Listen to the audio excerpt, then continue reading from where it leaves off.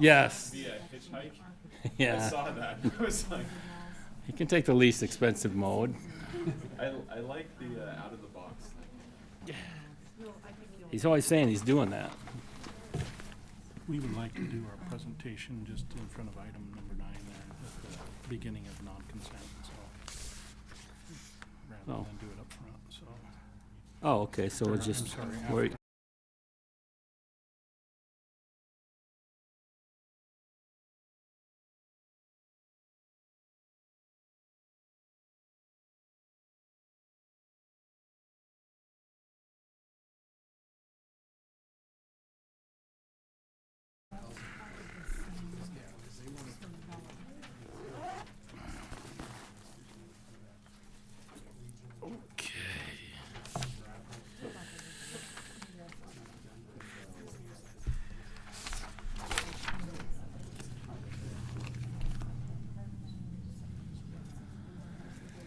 we're just gonna go with the 4 of us then?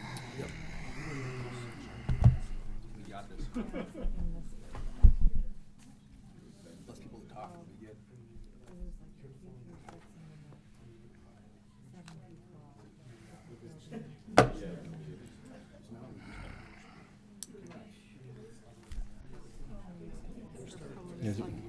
He's ready to roll? So, we're gonna have a 4th or 5th, I guess, but.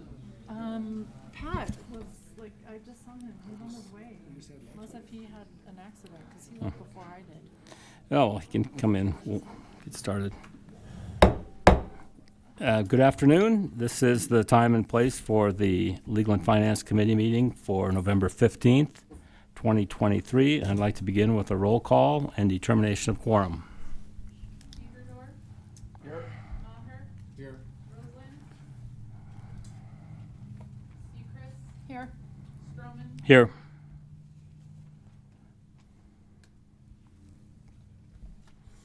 So we have a quorum? absent is Roseland. Yeah. They say he's coming, but we have a quorum anyway, right? Okay. So next item is the adoption of the agenda. Motion to approve? Second. Motion by Sechrist and a second by Bibberdorf. All in favor? Aye. Okay. Motion carries. Now it's time for general public comment. This is a time for members of the public to discuss or express concerns to the council on any issue not on the agenda.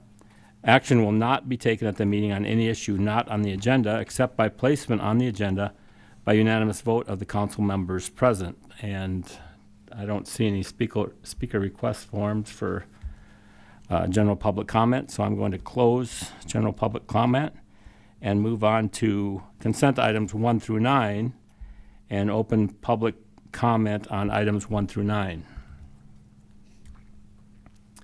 And we don't have any speaker request forms for items 1 through 9.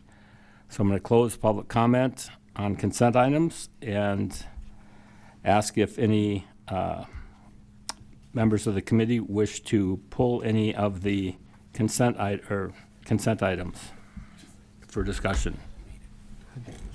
Okay, if not, then we're going to go to the finance department for a report on items 2 through 6.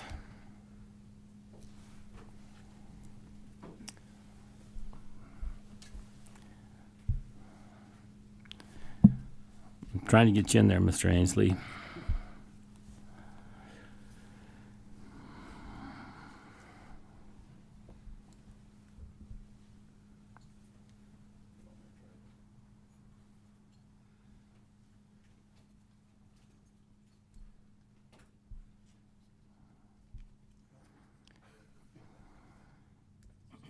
Just use your teacher voice. Yeah.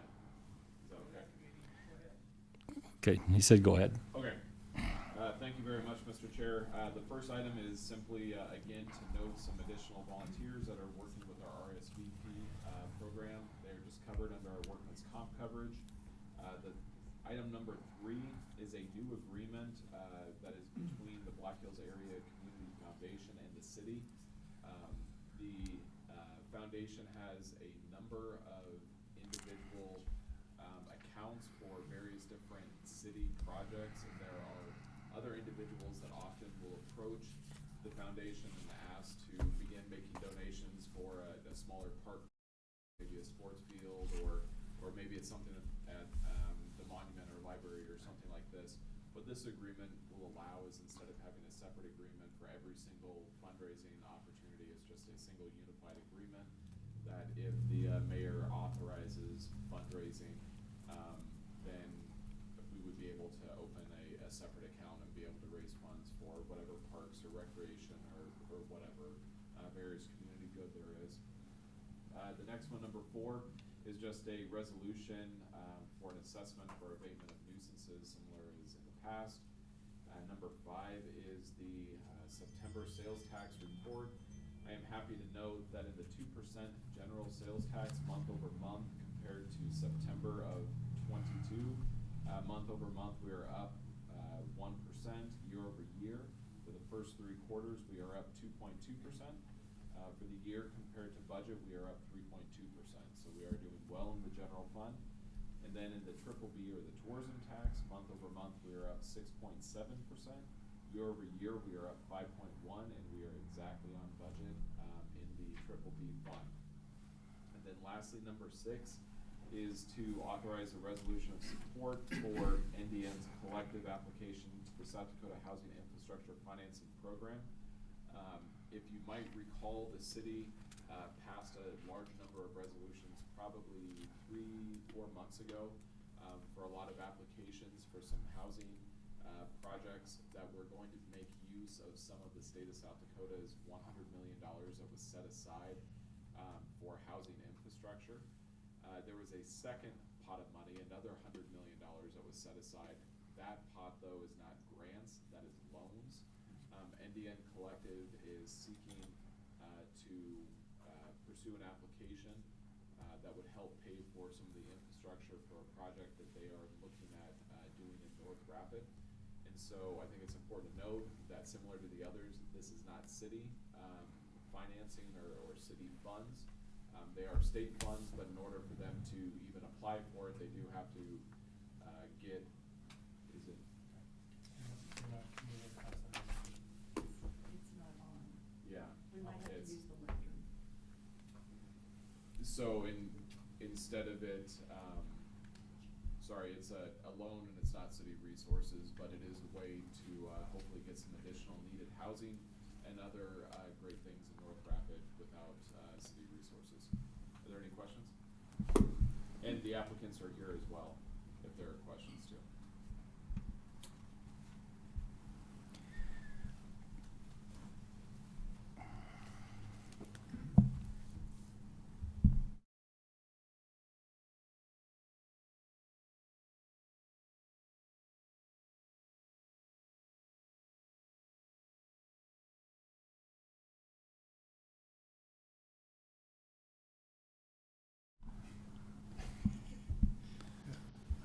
Oh, Now I do. there you are, okay.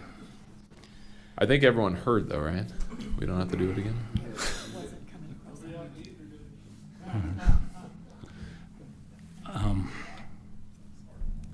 Is any questions from any of the committee for, okay, we'll go to Lindsay Sechrist. Oh, before you start, can I ask that the recorder, have you noted that Mr. Roseland was present now? Yes. Okay, thank you. We'll go to Lindsay Sechrist.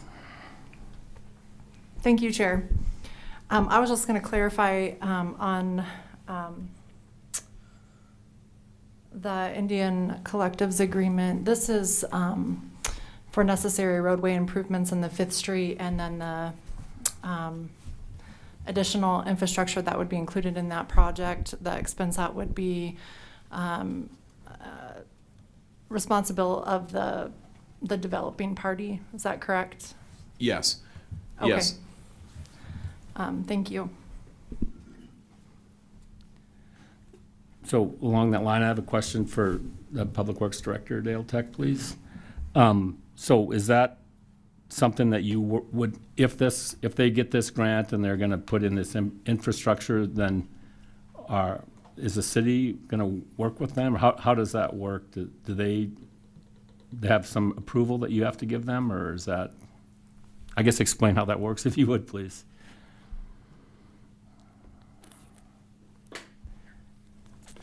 It really, falls in line with our regular development process. This development has been submitted for review. Any sort of public improvements or even to some degree private improvements, if they include utilities, will be submitted for review and approval by the city. Thank you. Any other comments or questions? Go to Community Development Director Vicki Fisher. You're in the queue? Not?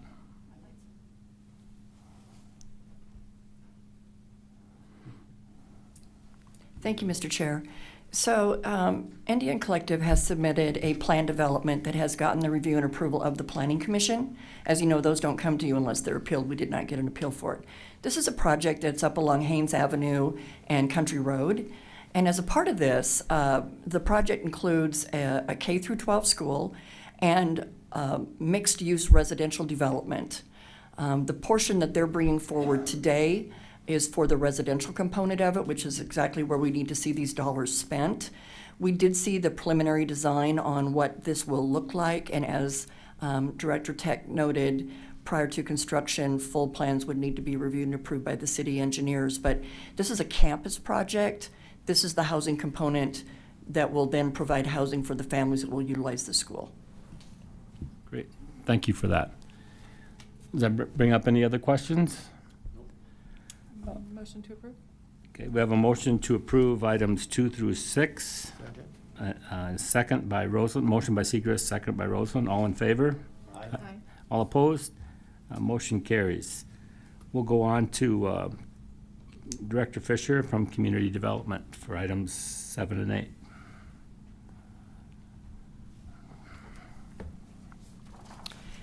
So item number 7 is our 2024 Unified Planning Work Program. This is a program that we bring to you every year as a part of the Rapid City Area MPO organization. The document includes the annual activities, planning studies, and products to be developed by the MPO organization for 2024. It identifies funding and staffing for conducting these tasks. We are requesting that you approve this proposal. The next item on the agenda is the associated agreement with that plan. It again is with the city and DOT to accomplish these tasks. The entire budget project is $1.1 million. The split between MPO and, which is the state, and the city, they pay 18.05%. We have to match funds. I'm sorry, they pay 81.95%. We match funds at 18.95%. As a part of you approving the agreement, it then allows us to utilize our 2024 Unified Planning Work Program budget through the transportation planning budget for these expenditures. You've already approved our 24 budget. It identifies that cost in there, and we are again asking that it be approved as well. Kelly Brennan is in the audience. She's worked very hard on this, and if you have any questions, we'll defer to her. Thank you. Thank you, Director Fisher. Any comments or questions from any of the committee? Move to approve 7 and 8. Got a motion by Bieberdorf to approve 7 and 8. Second by Maher. All in favor? Aye. Opposed? Same sign. Motion carries. Now we'll go on to item number 9 to Police Chief Don Hedrick.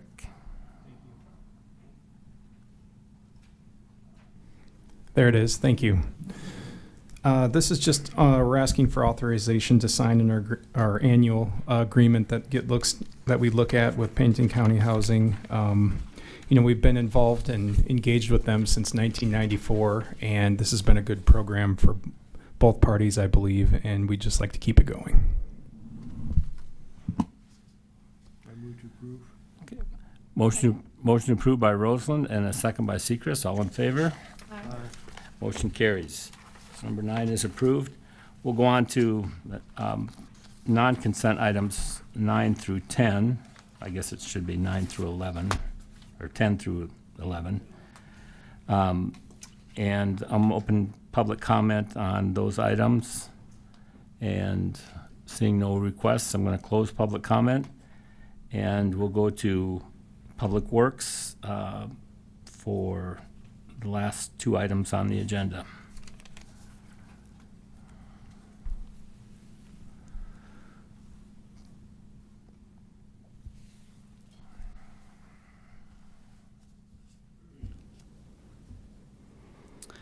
Mr. Chair, thank you for allowing us to come forward again today. As I would like to introduce some of the attendees here that have helped through this process, particularly our superintendents. We have Eric Boyda is our water superintendent, and we have Dave Van Cleve is our water rec superintendent. Also helping today will be Directors Dale Tech and Director Ainsley with this presentation.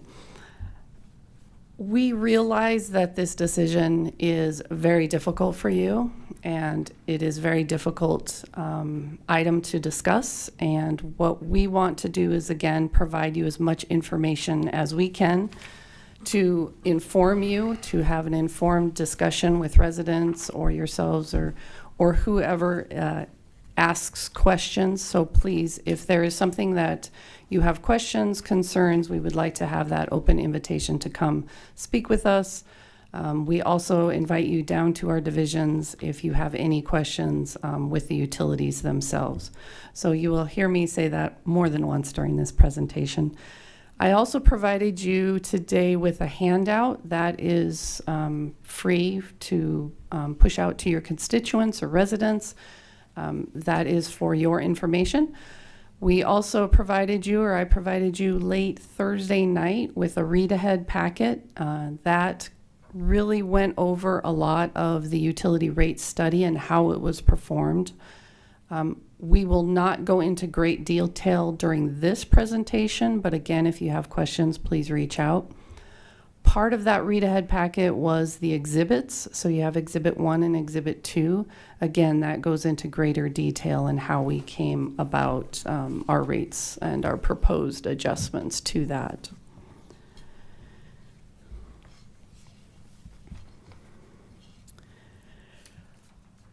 So before you should look familiar to you. We wanted to bring in our last presentation and kind of build on that. So in front of you is basically the scope of our water rate study. We talked about this last month. Again, this was in combination with city staff, spent the last year with HDR, our consultant, really diving into these numbers and taking a lot of time and effort to build a good product for the residents of Rapid City.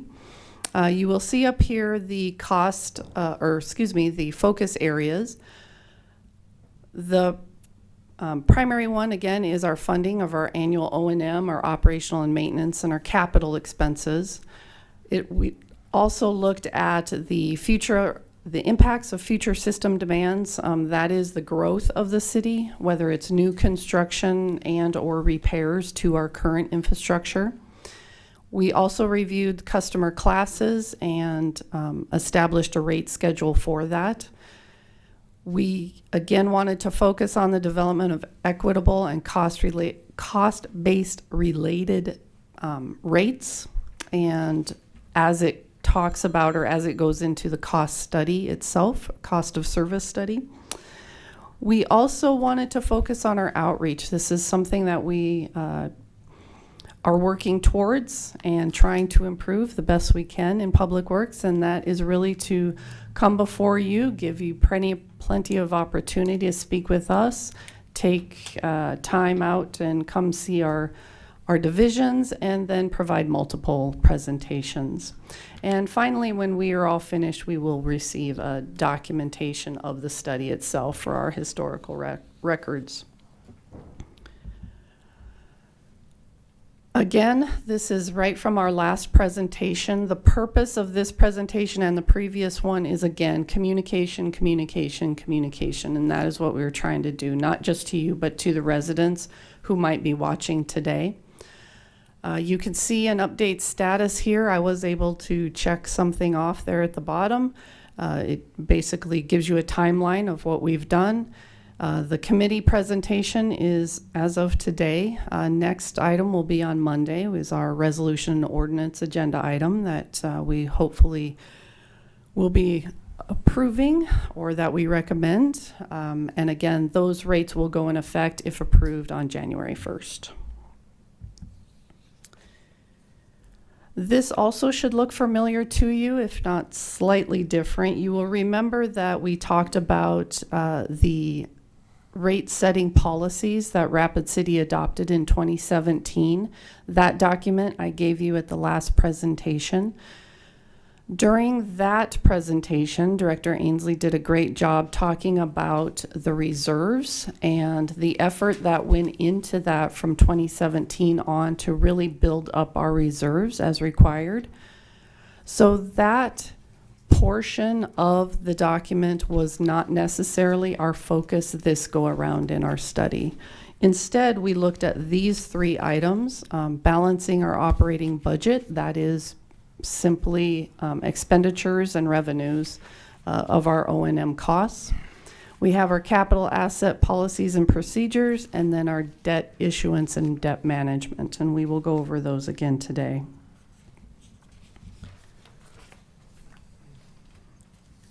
I realize that some of you have been in your positions and working with the city for a long time. Some of you are new, however.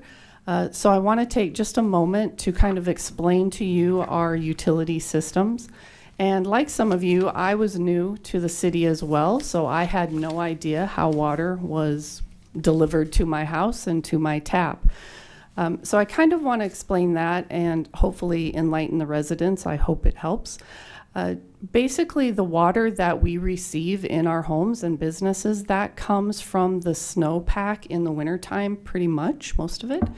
And it finds its way down to Deerfield Dam, or Deerfield Reservoir, Pactola Reservoir, and into the aquifers, as you know. From there, it will travel through down to the city. It will end up either in our wells, or it will end up at our Jackson Springs treatment facility or our Mountain View treatment facility. From there, it meets our underground utility system, and it is piped throughout the city.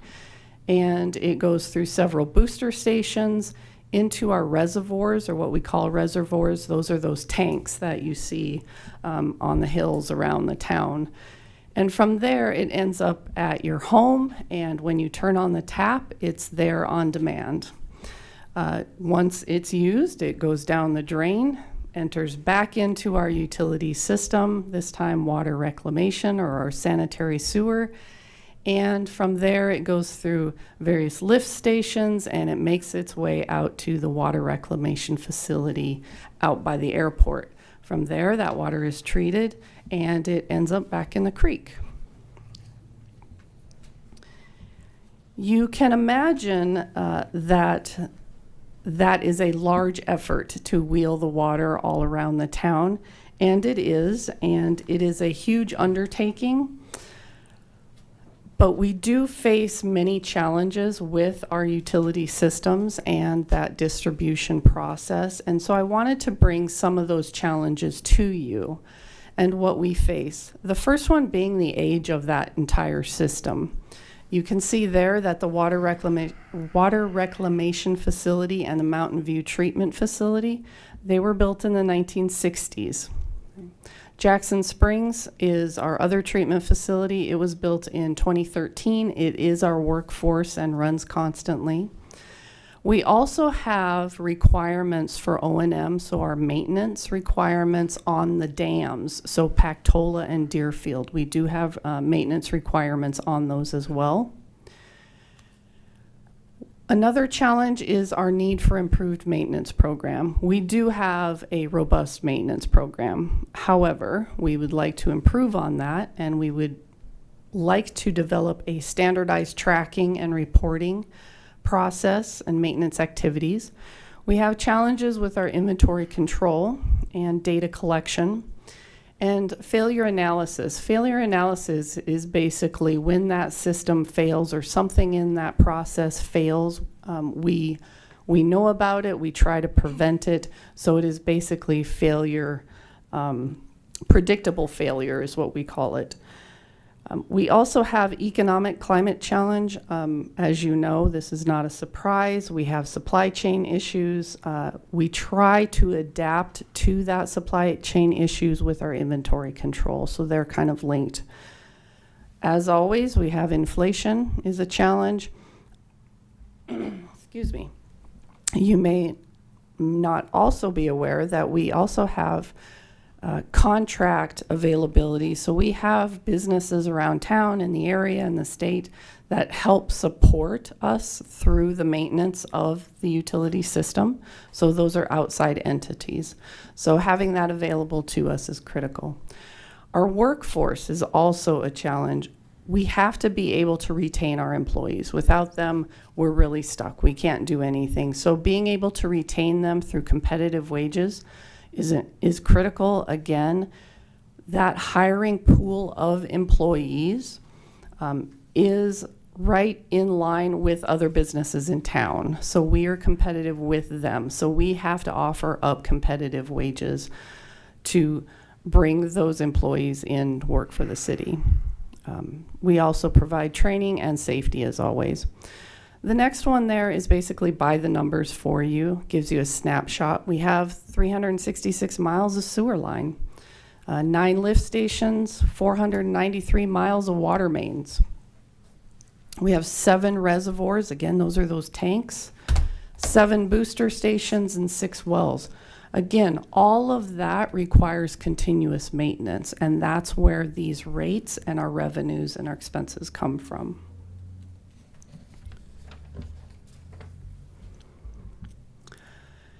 And again, just to review our 2017 policy and our rate setting policy, again, this is just a review. Part of that, part of the O&M, the balance of your budget, that is, it means it needs to be self-supporting. Okay, so our utilities have to be self-supporting.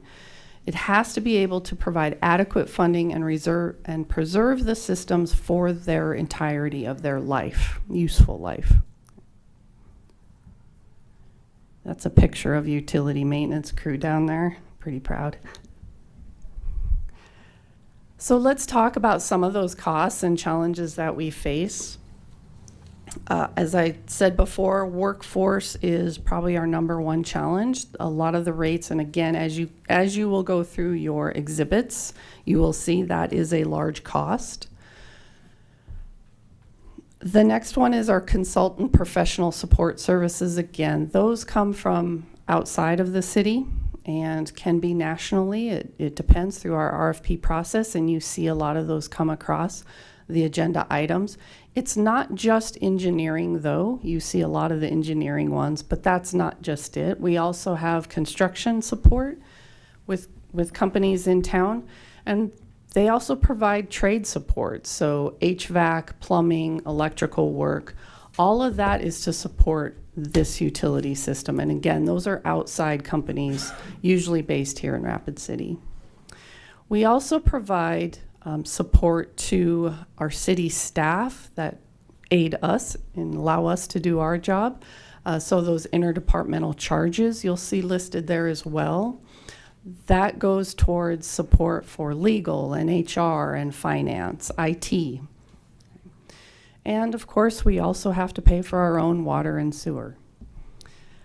Maintenance does take up the bulk, of course. One thing I do want to highlight there is our equipment and fleet repair. It takes a lot of heavy machinery to keep these facilities up and going. So equipment is important to us, and we put a lot of effort into the maintenance of that. We also want to highlight the travel and training.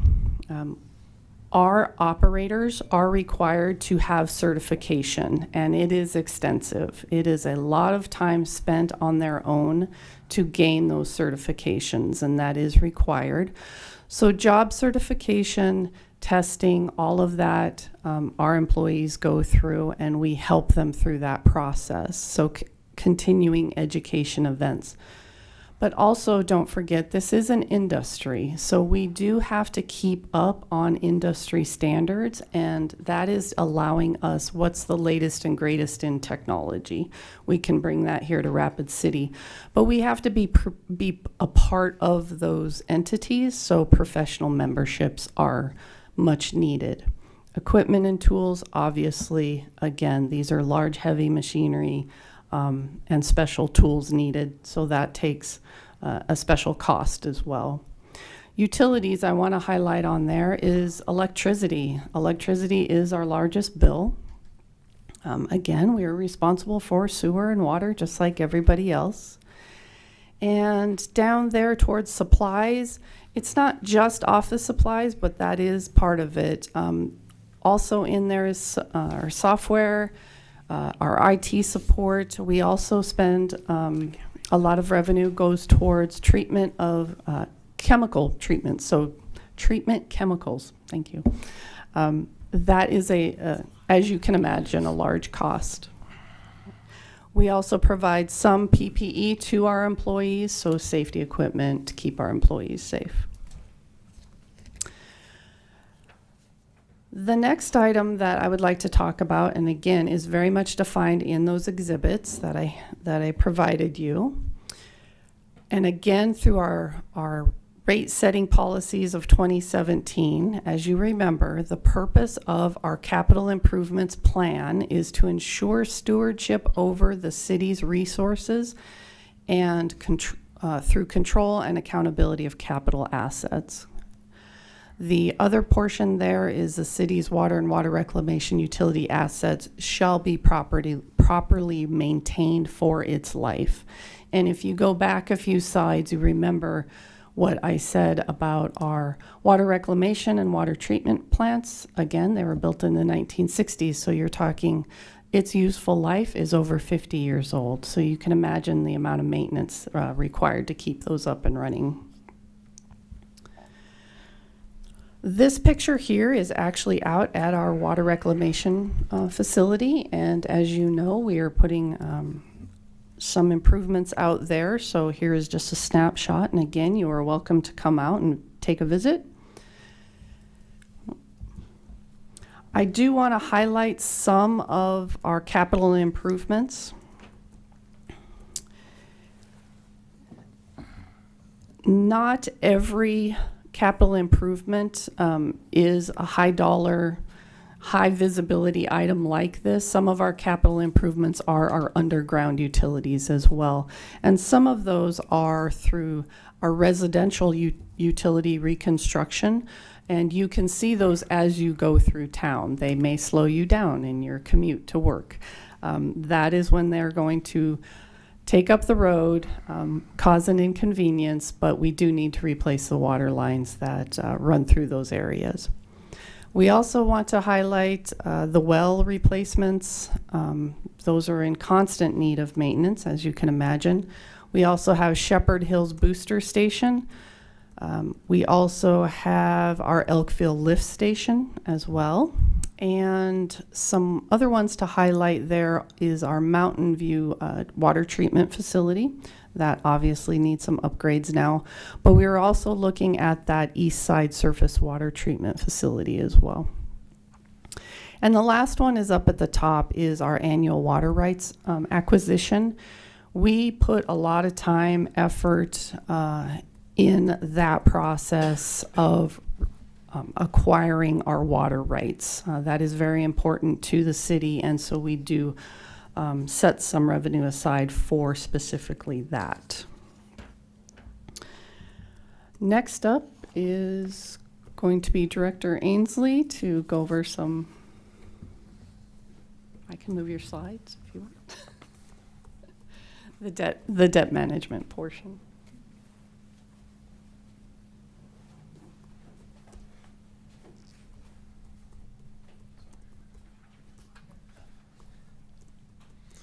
Thank you very much.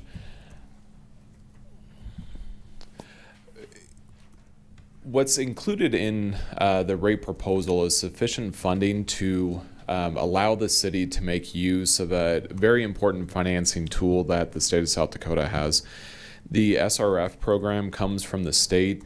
It allows federal funds to be used to subsidize large-scale capital improvement projects for water and wastewater resources. When you look at the price tag of a lot of these projects, frankly, you're looking at tens of millions of dollars. And if the city were not to take on additional debt, you would have to have incredibly high monthly utility bills to build up the amount of cash necessary to begin those projects.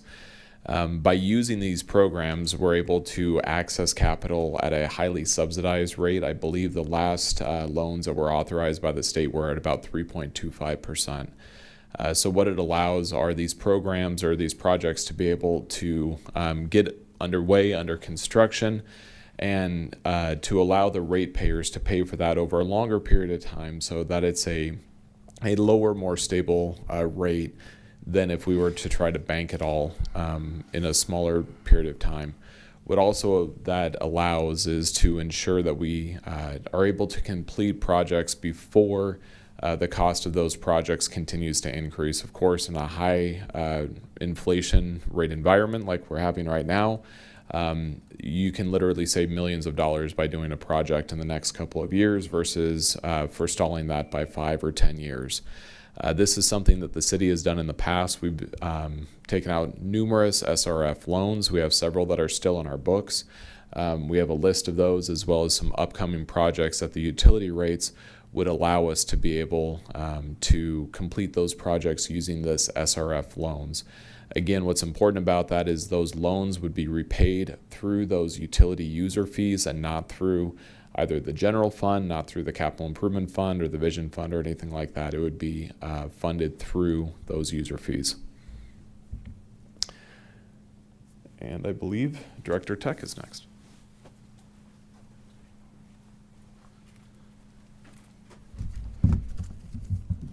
Good afternoon, council members. This is really in regards to items 10 and 11. So this is where the rubber hits the road. We've talked about all these previous issues in the past, last month, and then back in May, I believe we also had a presentation about the process. We've gone through the process, so what I'm going to present to you then is the proposed rate structure for the next 5 years. Back to the policies that were adopted in 2017. This slide in front of you really are just a snapshot of that, saying it's in everyone's best interest to do a 5-year rate study. If you don't, make sure that you're making annual adjustments, at least to keep up with inflation. And then the last item there really talks about the best management practices for setting rates and equity, efficiency, and administrative feasibility. So without further ado, this graph illustrates the funding that we have allocated through our proposed rates for operation and maintenance for both utilities. They're shown in the blue color. Those capital improvement expenses for both utilities shown in kind of the orange color, and then the debt service, which Director Ainsley spoke about. One thing I should note to you is it looks like a huge increase in debt service that's going to go on forever. That's not true. That's this is a snapshot in time, and we certainly anticipate once we get through this 5-year window that the debt service contributions will reduce and allow us to focus more on the O&M as well as the capital improvement side of our operations. This is the slide that really tells the entire story of this effort. These are the proposed adjustments to rates for the next 5 years. We're looking at 10% annual increases in our water utility and 12% annual increases in our water rec. One thing that I do need to say is there hasn't been an adjustment since January 1st of 2022.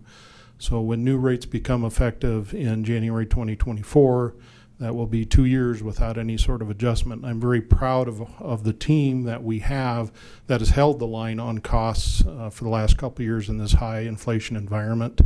But unfortunately, we can't continue to do that. And so another point about having a 5-year rate structure is that really ties our budgets for 5 years. And once again, I'm very proud of our team that the last study period, the last rate structure that we've had, they've held to those budgets for 5 years and have done an amazing job working within that budget and not having increases and keeping things in check. This graph is an example of what one can expect in a residential bill. The top graph illustrates water, and the bottom graph is water reclamation. The average residential user in Rapid City uses about 7.5 units. So if you look about in the center of that chart, you'll see a CCF of 8. The monthly bill today is $49.02, and it is anticipated to rise to $53.95 next year. So that illustrates that 10% increase.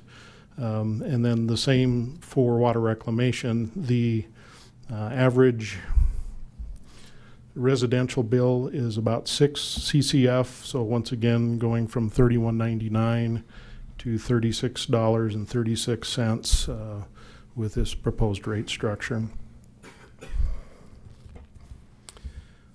One thing that we get from time to time, and we fully acknowledge, is our water bill that our residents and customers receive isn't very intuitive. We don't break it down. It just says, here's your water charge. But really our water billing and our water reclamation billing is very straightforward. There are basically 2 charges that are added together to get to the total. One is a fixed charge, or a meter charge, as some people call it. It's not really for the meter, but it's a fixed cost that we have.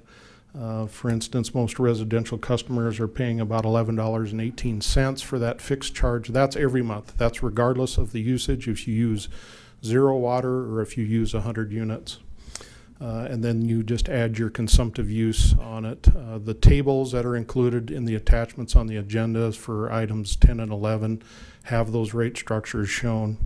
We're going to do a better job in the future of publishing easier to read utility bills, or at least helping people understand what their bill means, and that, I think, will be a benefit to help the community understand exactly what they're paying for, and make things a bit easier. Also, our utility rate relief program has been in place for many years. Once again, we blast that out every year, typically after the first of the year, to make sure that this program is known by the folks in our community that may need some help, if you will. There are criteria. I'll do my best to say what that is. I believe it's available for people 65 or older or disabled, and then they have to meet certain HUD income requirements. I don't know what that is right off the top of my head, but certainly that information is available at our website, or people can contact the Public Works Department or our Utility Billing Department, and we'll provide that information. And with that, collectively, we'll stand for questions. Thank you. I guess we'll go to Josh Bieberdorf. So is it 10% per year, or is it a one-time 10% for the 5-year cycle? It's 10% per year. 10% per annum. So that chart you had there in 2025 is going to be 10% more in the bottom and for each. Correct, Okay. yes. Thanks for clarification.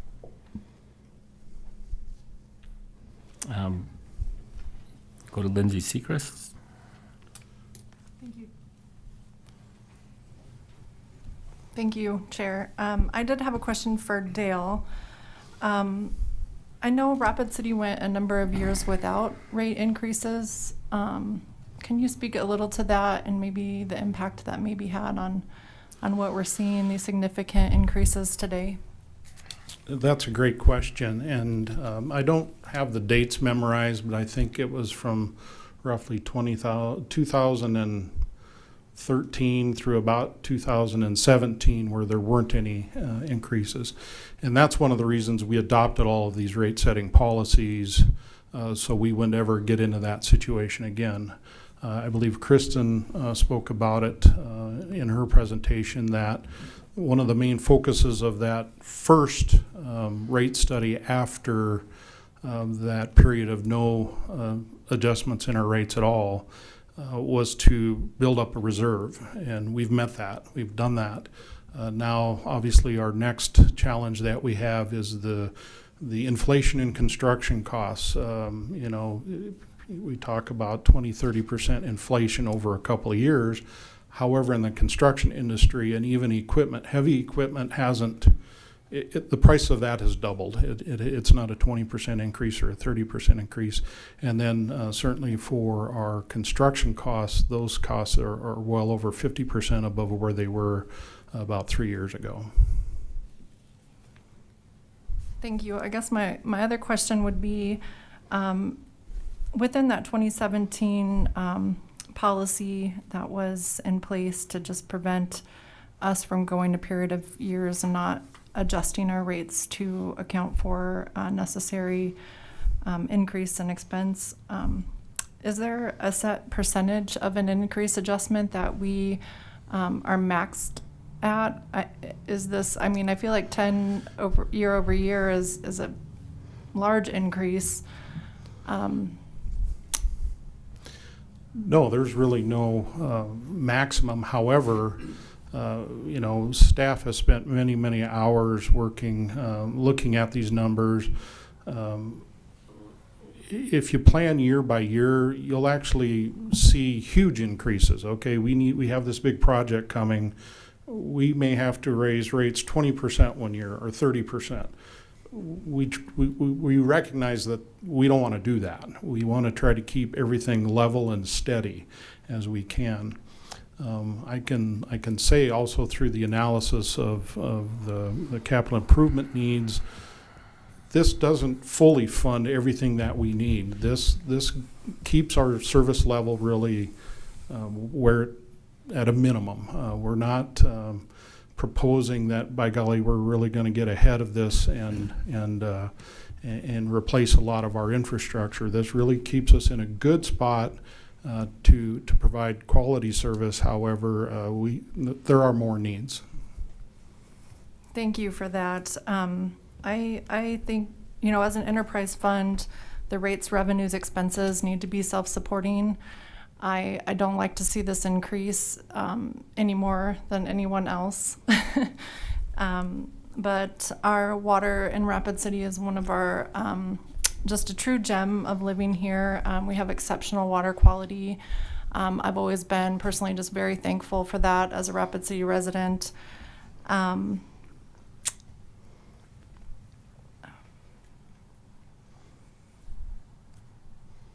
When you look at the current rate versus the set rates, it doesn't appear as shocking.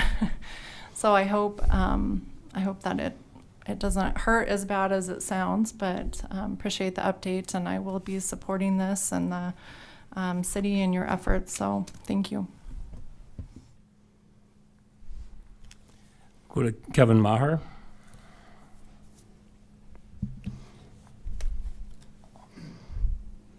Yeah, I just have a question. It's kind of related to this. As you project the growth in the need for water, is there a movement to conserve water by different kinds of landscaping? And then on a related question is, this summer was amazing, the amount of rain we got. So I have to believe that cut into your revenue this summer. It does. Certainly our day-to-day environment, what we see, temperature, snowfall, rain throughout the year, that impacts our utilities.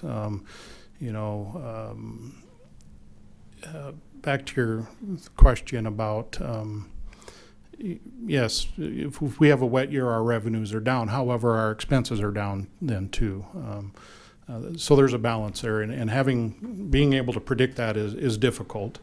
As far as growth is concerned and water conservation is concerned, the nationwide trend, and it's no different in Rapid City, is people are using less water.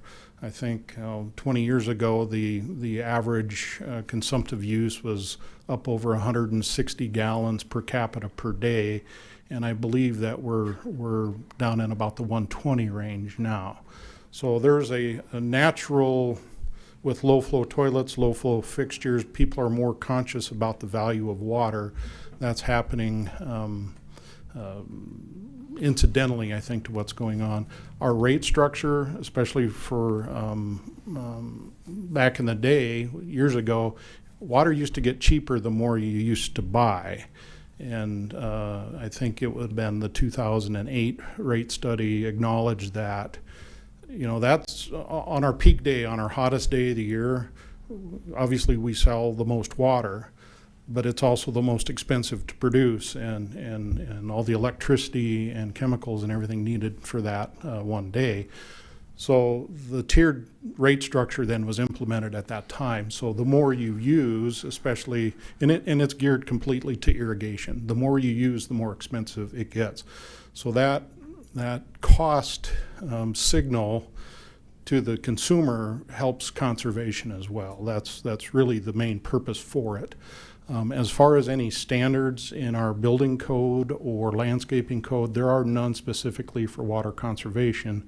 But certainly as time moves on and water becomes even more of a valuable commodity, I would say that the city would likely start looking into that and implementing some of that.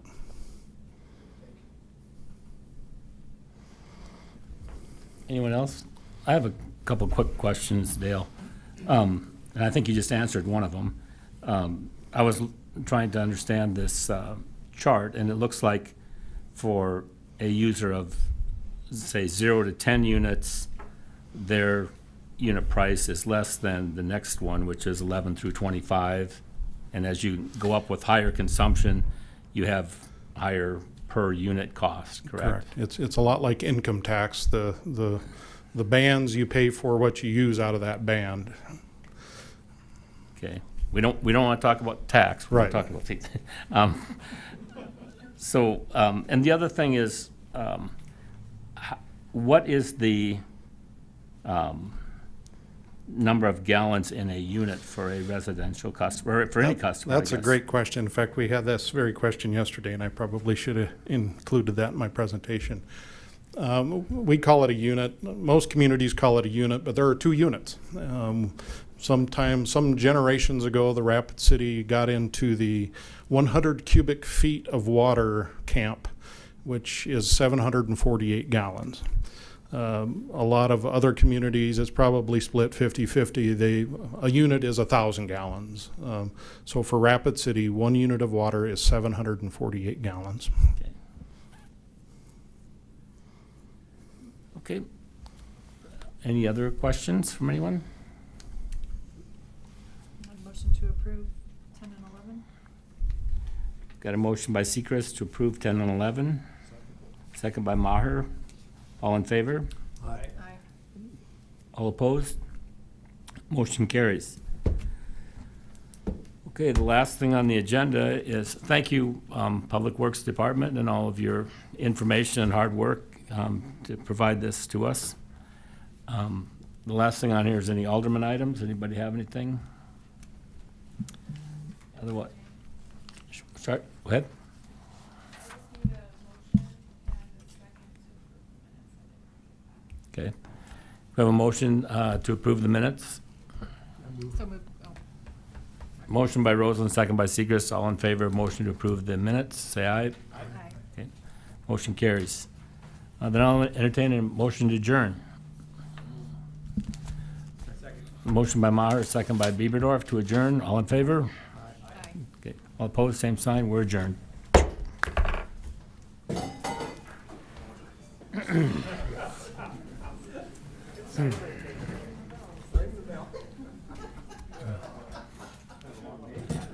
Well, that's a tough one.